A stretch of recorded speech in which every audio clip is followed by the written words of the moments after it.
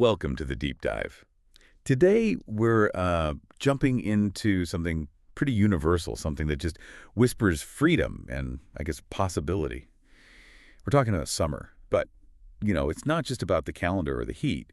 We're trying to dig into what makes this season feel so, well, more than just warm weather. That's right.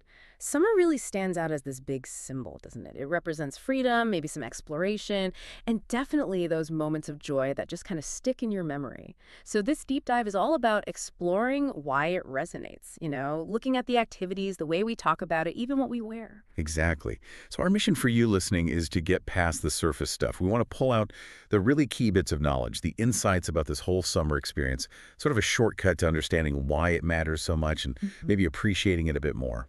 Okay, so when summer hits, there's this feeling, right? A shift. It's more than just longer days, surely. What do you think creates that sense of possibility? It's interesting because it's not just about having time off. It taps into some really basic human things. First, there's just the biology of more daylight. Our brains actually respond. They produce more serotonin, which helps our mood. That kind of feeds into that feeling of optimism. Ah, okay. So it's partly chemical. Partly, yeah. And then there's the break from routine. Historically, think about farming. Summer meant different kinds of work, maybe harvest breaks. Later, industry brought us holidays, a recognized need for a break. And this collective pause, whether it's school or work, it just frees up mental space. Lets us think a bit differently, maybe dream a little. Yeah, I get that. It's like permission to just be different for a bit. And that freedom often leads to doing things, doesn't it? Yeah. What are some of those key activities that define summer for people? Precisely.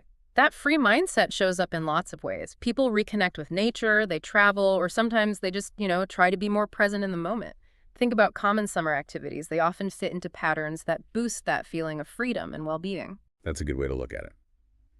Okay, let's talk specifics. Like the beach. Going to the beach. It's sensory, isn't it? Yeah. Not just sand and water, but the sound of the waves, that rhythmic sound, plus the sun's warmth. It feels almost primal. Some science suggests it actually helps calm our stress response. Yeah, that ties into the whole blue mind idea, how being near water can be meditative, calming.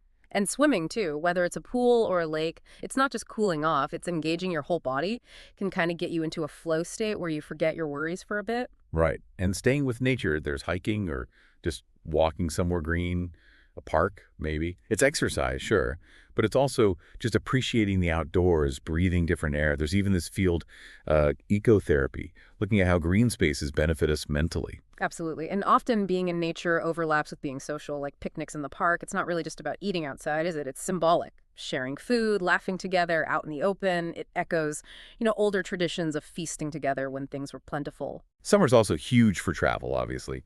That feeling of expanding your world, maybe exploring a new city or just going back somewhere you love, just the act of moving, getting away from the daily grind, feels liberating. It really does. And for people who want a real disconnect, there's camping. Under the stars, it's kind of timeless, isn't it? Deliberately leaving tech behind, facing the vastness of it all. It can give you a sense of perspective that's hard to find otherwise. Yeah, definitely. And there's more, too, like cycling maybe, feeling the wind, exploring towns or countryside, or the opposite end, maybe seeking thrills at an amusement park. That's another kind of escape, isn't it? Adventure. And then there's being on the water sports, surfing, kayaking, paddleboarding. That blend of physical effort and connection with the water, the challenge and the rhythm, it can be really therapeutic. So yeah, whether it's quiet hiking or the rush of surfing, these things tap into that freedom and joy. They let us break free, rediscover parts of ourselves. Okay, so the activities shape the experience. But how do we talk about it? It's interesting how language itself shifts. It gives us these phrases that just scream summer. They're not just words, they're like little triggers for the whole feeling. Exactly. Our vocabulary adapts. We get specific ways to talk about summer plans and feelings, like looking forward. I'm off on vacation next week. Or suggesting something together. How about a picnic this weekend? Simple but loaded with summer context. Or reacting to the weather. It's scorching hot today. That's a classic. Or the practical reminder. Make sure to apply sunscreen. They're like tiny summer stories. Even just, let's go for a swim to cool down, or planning a meal outdoors. This weather is ideal for a barbecue. They instantly paint a picture. And they carry feelings too, beyond the literal meaning. They become shorthand for excitement, relaxation, shared fun. It builds this shared cultural understanding of what summer is. And it's not just what we do or say, but what we wear, too. That definitely changes.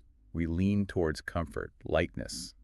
Because, well, you need that to enjoy being outdoors without feeling weighed down or too hot.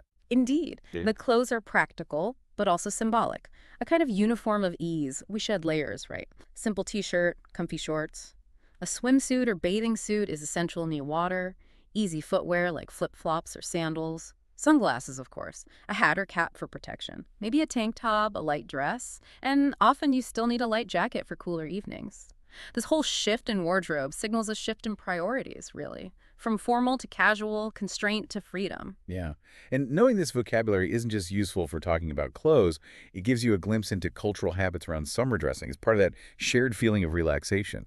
So, stepping back a bit, what's the bigger cultural meaning here? What does summer signify beyond just having fun? That's a really important layer. In many English-speaking places, summer is deeply tied to school holidays. That tradition cemented itself with public education, and that led to things like family vacations becoming a standard thing, the rise of summer camps, huge formative experiences for kids. You see families on road trips building those shared stories. But it's worth remembering, this isn't the same everywhere. Near the equator, for example, temperatures might be high year-round, so the idea of a distinct summer break might not be as strong. Cultural rhythms might follow rainy seasons or harvests instead. That's a good point about the variation. But even with those differences, the idea of a summer break seems to carry a lot of emotional weight globally, doesn't it? It's often seen as this special time set aside for making memories, the good ones you look back on. Almost sacred, in a way. Absolutely. And while we're embracing all that freedom and fun, we also need to be practical, right? Enjoying it safely. It's funny how even in the middle of all the joy, we need those basic reminders, like using sunscreen. It's not just about avoiding pain now, it's long-term health. Yeah. And staying hydrated, especially when you're active outdoors. Forgetting that can ruin a perfect day pretty quickly. Totally. So, for you listening, understanding these connections, the cultural habits, the psychology, the practical bits, it can help you appreciate your own summer more fully.